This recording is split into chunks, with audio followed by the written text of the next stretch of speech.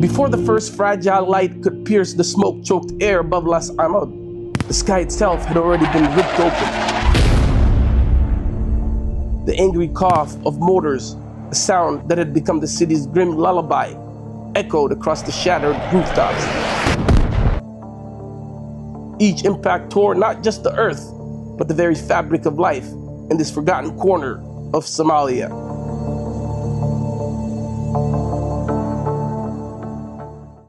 But the people of LasAnod, their faces etched with resilience born of enduring hardship, were no strangers to the brutal dance of fire and fear.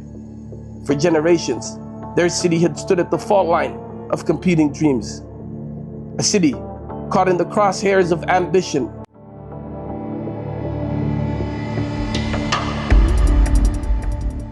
To the north, Somaliland, a self-declared republic, seeking international recognition after decades of separation, claimed LasAnod as its own. From the distant capital, Mogadishu, the promise of a unified Somalia, often fragile and unfulfilled. And caught in between, the people of LasAnod, their loyalties divided, their voices often unheard, yearned for stability and a future that had long eluded them.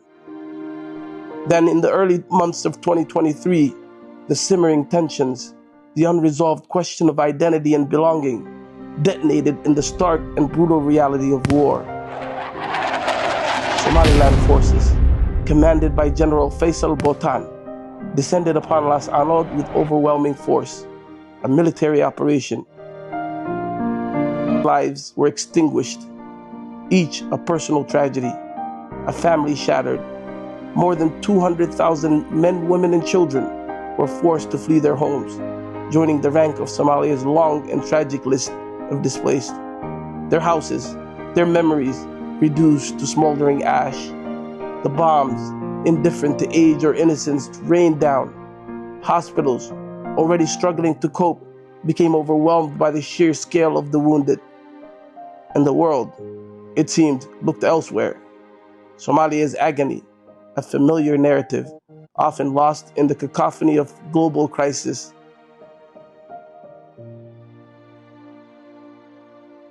This fractured nation, to the places where the headlines fade, but the human stories endure. I've witnessed firsthand the resilience of Somali people, their unwavering determination to forge a future amidst the chaos. LasAnod, a city seemingly abandoned in its darkest hour, yet with its ravaged streets, a remarkable story of defiance and self-determination unfolded. A story that speaks to the very heart of Somalia's enduring struggle for unity and identity. My name is Abdulqudus Donyale. Come with me now into that story, not just a report from a distant conflict, but an exploration of the fundamental battle for Somalia's soul.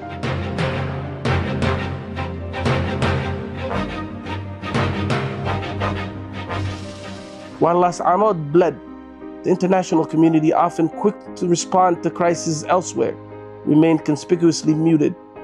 No urgent Security Council resolutions were convened.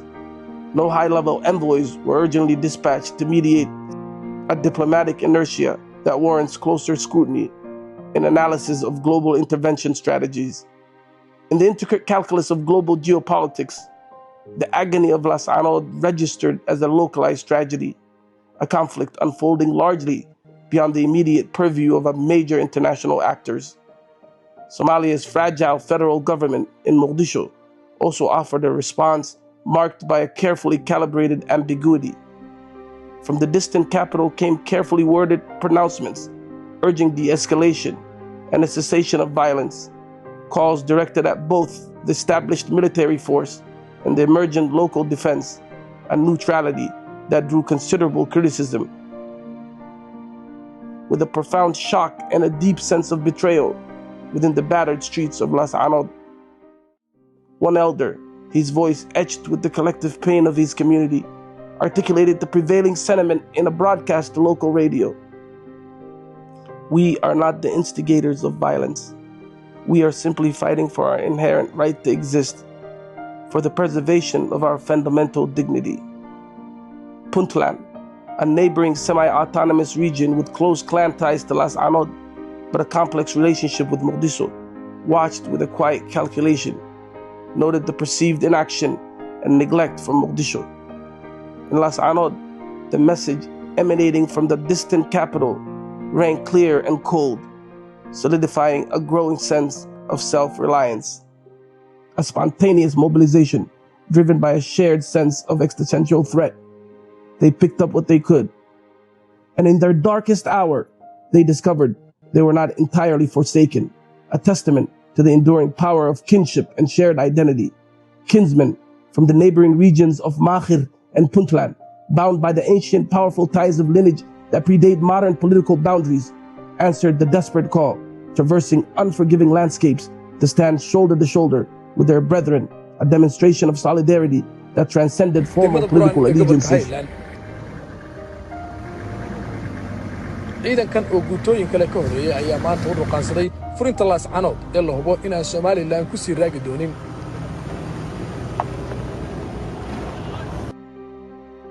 Together, against all odds and the assessments of many military analysts, they began to push back, a remarkable display of grassroots resistance against a better equipped and initially dominant force.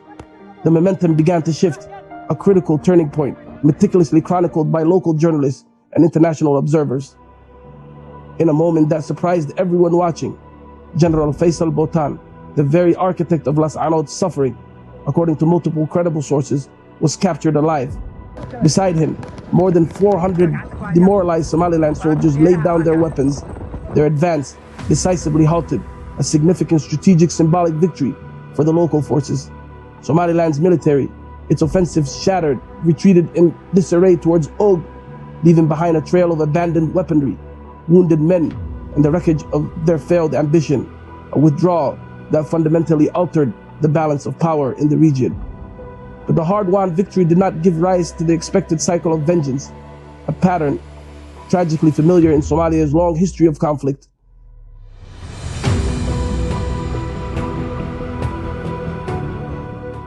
LasAnod elders made a deliberate and arguably unprecedented choice. The captured soldiers would face the due process of law, a commitment to justice over the immediate gratification of retribution.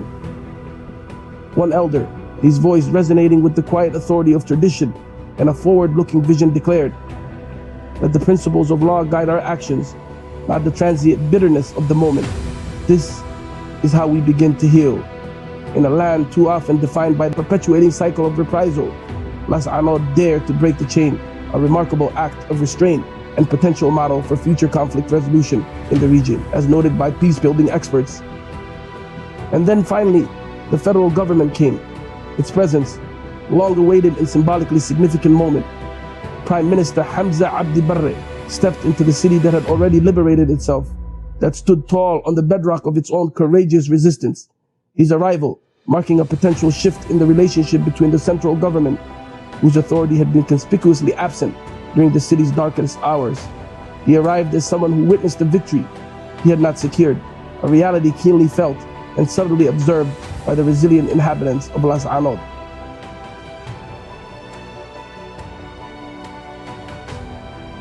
With him came acknowledgements that were long overdue, a tacit recognition of suffering endured and the resilience displayed.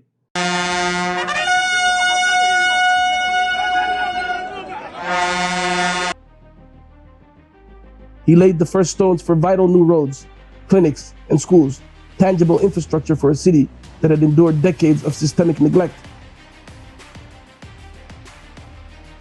And in a powerful symbolic gesture, the Prime Minister stood beside Khatumo leadership, formally recognizing their distinct political identity and their integral role within the broader Somali federal framework, a move with potentially significant implication for regional power dynamics.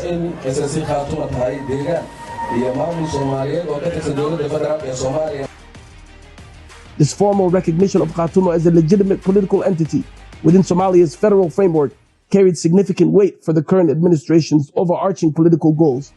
For a government striving to consolidate its authority and foster national unity, acknowledging Khatumo represented a strategic move to integrate a key local player directly into the federal structure.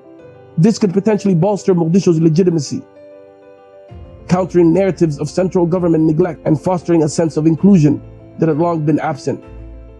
The recognition of Khatumo also carries complex implications for Somalia's intricate clan-based power sharing, often colloquially referred to as 4.5 system, a mechanism distributing political power among the 4 major clans and a coalition of smaller minority clans.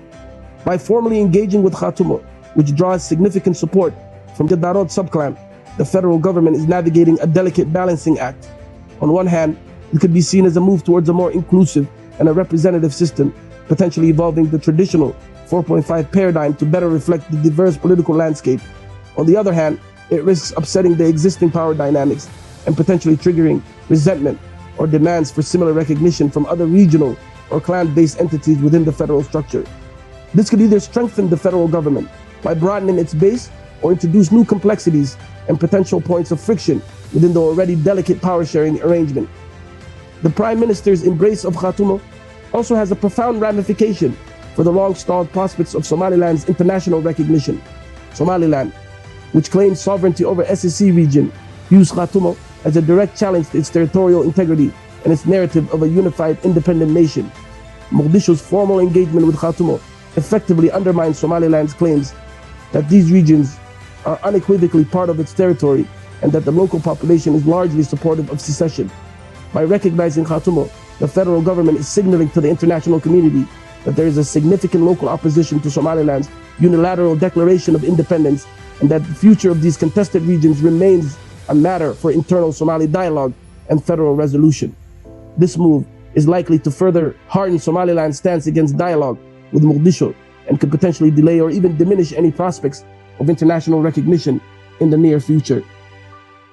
Beyond the powerful symbolism of the Prime Minister standing alongside Khatumo leadership, several competing factors underscore the complexity and the potential impact of this move. First, the level of genuine and sustained support the federal government provides to Khatumo in terms of security, development, and political integration will be crucial. Mere symbolic recognition without tangible benefits on the ground is unlikely to translate into lasting loyalty or significantly alter the political landscape.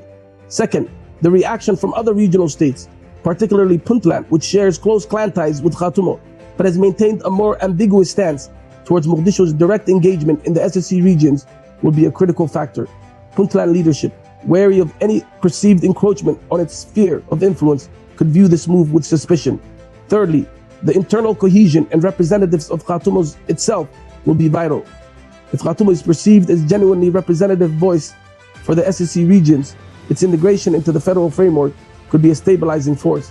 However, internal divisions or perception of being unduly influenced by Mogadishu could undermine its legitimacy. Finally, the broader security context in the SSC regions, where sporadic clashes and underlying tensions persist, will significantly impact the success of this integration effort. Without a sustained commitment to security and stability, political recognition alone may prove insufficient. Somalia's enduring narrative has been one of promised unity, perpetually deferred, a poignant theme that resonates throughout its turbulent history and continues to shape its present realities.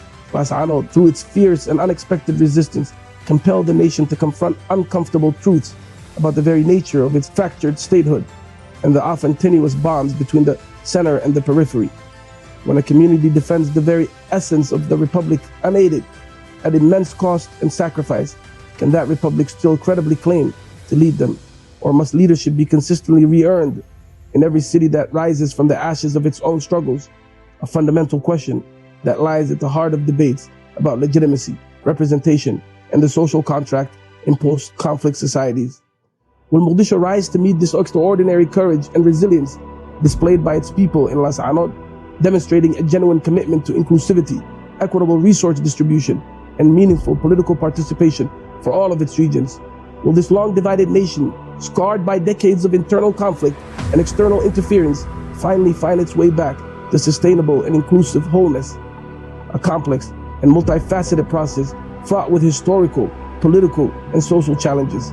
As extensively analyzed in academic research, or will LasAnod's remarkable victory be relegated to a poignant footnote in the annals of Somali history, a solitary act of defiance by a people who deserve far more recognition and support from their own nation, a cautionary tale of missed opportunities and the enduring consequences of state fragility? The answers to these profound questions will not be found in eloquent pronouncements, or carefully orchestrated ceremonies, but in the tangible actions that are yet to unfold, in the policies enacted, the resources allocated, and the genuine commitment to addressing the root causes of regional grievances, actions that will be closely scrutinized by both Somali people and the international community.